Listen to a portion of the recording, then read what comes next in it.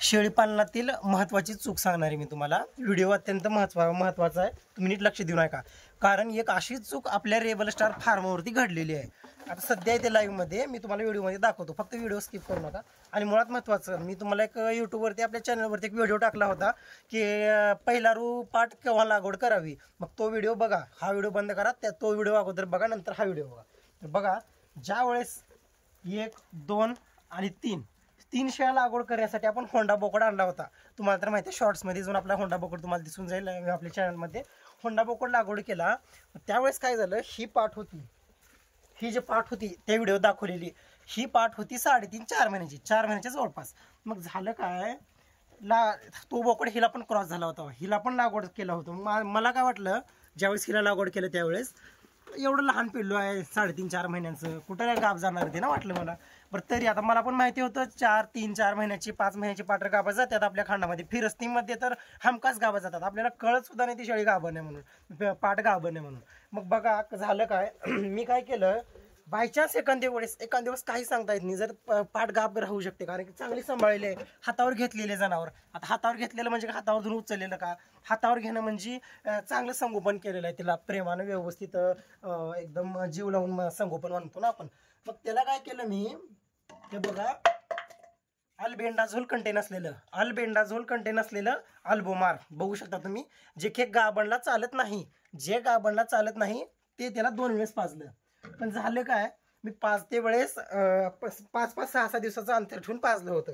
मग ती गाभ सोडलीच नाही. म्हणजे माझं मी काय विचार केला, समजा एखाद्या वेळेस जर बोकड जर क्रॉस झालेला असेल, बोकड जर लागवड केलेला असेल, तर राहिली सैली घाणली होऊन जाईल, तिचं गर्भाशय अजून एकदा क्लीन होऊन जाईल, आणि माज सोडून दिलं वाटलं. पण झालं काय, ती शेळी माज म्हणजे सोडलीच नाही, आणि ही पाठ गाभ राहिली. आता बघू शकता तुम्ही इथं, हे बघा, तुम्हाला कास दिसत असेल शेळीचा, दिसतोय ना कास, बघू शकता तुम्ही, मस्त कास केलेली आता शेळी. आता ही चूक आहे माझ्या फार्मवर, आता ही चूक आहे बघा. अशा चुका आपल्या फार्ममध्ये सर्रास होतात. बऱ्याच वेळेस काय होते, आपण इग्नोर करत असतो, किंवा आता मी इग्नोर केलेलं नव्हतं हिला, कारण आता झाल्या ती गोष्ट, आता त्याच्यामध्ये पर्याय. आता 3 महिन्याची पाठ गावानं, हिचं वयच आहे 7 महिने प्लस काय 2-4-8 दिवस असेल पुढं. 7 महिन्याची पाठ, 3 महिने का 3 महिन्याची गावं नाही आता. मग आता ह्याचे फायदे तर अजिबात नाहीतच, फायदे मी तुम्हाला सांगणारच नाही, कारण की फायदे नाहीतच, त्याच्यामुळे मी काही सांगू पण शकत नाही. आणि आता हिचा तोटा सांगतो मी, होते का हिला दूध ज्यावेळेस पिल्लू कसं देणार ते पण माहिती नाही, दिल तर लहान साईजचं देईल, आणि दुसरी गोष्ट, दूध पुरल का नाही पिल्ल्यांचं ते पण त्याची पण गॅरंटी नाही. आता केलंय, हिला कॅल्शियम चालू केलं आहे, हिला खुराक वगैरे चालू केलेला आहे, पण कुठंतरी आता हे चुकीचं झालेलं आहे, कारण की हिची मोठी शेळी बनणार नाही. किंवा 3-4 वेताच्या नंतर हिने थोडीशी जर चांगली सुधारली, किंवा हाईट वगैरे वाढू शकते. तर अशा जर गोष्टी जर फार्ममध्ये होत राहिल्या तर होते काय सांगतो. आता समजा आता ही शेळी आहे, मग हिच्या पुढल्या पिढ्या, ह्याच्या पाठी जर असं गाभा गेल्या, वरच्यावर एवढ्याच पाठी होतील तुमच्या. उगा ढिगारा तुमची 100 जनावर, 100 शेळ्या फार्ममध्ये तयार होतील, पण मग असे जनावर तयार होतील.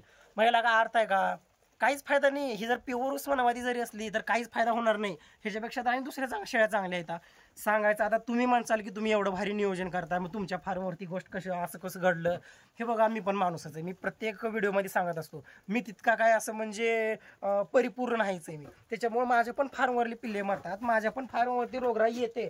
फक्त माझा उद्देश असा असतो, मी चॅनलच ह्या उद्देशाने काढलेलं आहे की आपल्या फार्ममध्ये बाहेरच्या अडचणी येणं, हे असं नियोजन चुकू नये, बाहेरची रोगराई आपल्या फार्ममध्ये येऊ नये, प्रथमोपचार अशा गोष्टी आपल्याला काही माहीत असल्या पाहिजेत.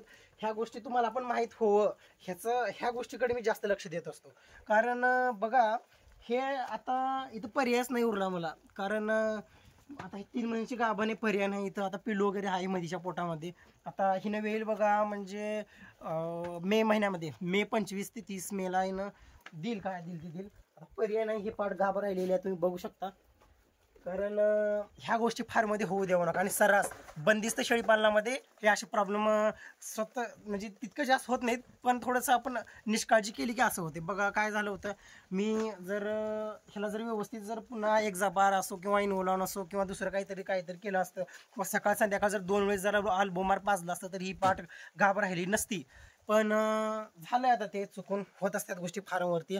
तर ह्या व्हिडिओमधून सांगायचा उद्देश असाच आहे की आता बघा, लाईव्ह डेमो आहे, अशा जर गोष्टी जर तुमच्या फार्ममध्ये घडल्या, शेळीपालन परवडत नाही. एका वाक्यात तुम्हाला उत्तर सांगतो. आता ही पाठ जी आहे, मला ह्याची मोठी शेळी बनवायची होती, 3 महिन्याची गाभण आहे. आता इथं सांगा काय करायचं. बऱ्याच फार्मवरती असं होत असते आणि बरेच जण खुश होतात. आता मला जर थोडा सुद्धा म्हणजे काहीच आनंद नाही की माझी पाठ गाभण निघाली वगैरे, दुसऱ्याच्या शेळ्या गाभ जाईना गेल्या. आता आमचं 3च महिन्याचं 4च महिन्याचं पाठरू गाभा गेले, काही गरज नव्हती गाभ घालायची हिला. तर झालेली एक गोष्ट. तर आजच्या व्हिडिओमधून हे सांगायचं होतं, मी आपल्या रेबल स्टार फार्ममध्ये एखादी गोष्ट घडली किंवा चुकीचं घडली किंवा माझं काहीतरी नियोजन चुकलं म्हणजे तुमच्यापासून लपवून ठेवायचा माझा काहीच उद्देश नाही आहे. हे तुम्ही अगोदर लक्षात घेऊन चालत चला. आणि मुळात महत्त्वाचं आता याचं बघू रिझल्ट कसा भेटतंय का नाही. त्याच्यामुळे आपल्या रेबल स्टार फार्मला सबस्क्राईब करून घ्या तुम्ही, कारण त्याच्यानं होते काय, अत्यंत महत्त्वाचे व्हिडिओ येणार आहेत. मेन जे मुद्द्याचे जे टॉपिक आहेत त्याला अजून आपण हात घालत नाहीत. ज्यावेळी शेळ्यांची डिलिव्हरी होईल पावसाळ्याच्या सुरुवातीला आणि उन्हाळ्याच्या शेवटला, म्हणजे ज्यावेळेस मिरगाचा पाऊस पडत असतो त्यावेळेस अत्यंत महत्त्वाचे व्हिडिओ येणार आहेत. कारण की होतंय काय, ज्यावेळेस हवामानामध्ये ज्यावेळेस ऋतू बदलत असतो त्यावेळेस आपले शेळ्या आजारी पडतात. कधी पण बघा, हे जनावरच नाही माणसात बघा, आता आपल्याला सुद्धा ज्यावेळेस अवकाळी पाऊस पडतो, ज्यावेळेस अचानक पावसाळा सुरू होतो, मिरूग उघडते 7-8 जूनला, त्यावेळेस बघा दवाखाने सुद्धा भरलेले असतात. मग त्यावेळेस आपल्या शेळ्या कशा आजारी पडू नयेत म्हणून आपण काय काय करू शकतो ते आपल्याला संगोपन करायचं. त्याच्यामुळे चॅनलला सबस्क्राईब करून घ्या आणि अशा पाठी लवकर गाभ जाऊ देऊ नका. आणि हे अशा गोष्टी घडू देऊ नका फार्ममध्ये. आता तुमच्यापुढे लाईव्ह उदाहरण आहे. आता मला याच्यामधून फर्स्ट टाइम झाले माझं. आता मी 3-4 वर्षामध्ये फर्स्ट टाइम झालेले माझ्यासोबत. ठीक आहे, असू द्या, होत असतात ह्या गोष्टी, त्याच्यामुळं काय जास्त ताण घ्यायचा नाही या गोष्टींचा.